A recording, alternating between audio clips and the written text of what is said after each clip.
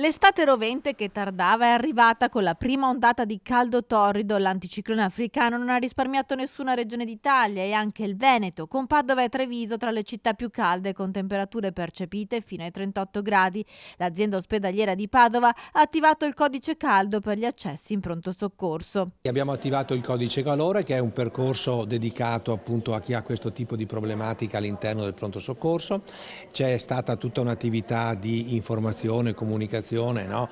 Che ricordi ai cittadini le norme comportamentali appunto tipiche da fare appunto tipicamente in queste giornate, e quindi, come dire, siamo pronti. I consigli, soprattutto per i più fragili, sono sempre gli stessi: evitare di uscire nelle ore più calde, indossare capi leggeri, idratarsi e prediligere pasti leggeri a base di verdura e frutta. In queste settimane, inoltre, in pronto soccorso a Padova c'è stato anche un incremento di casi di Covid.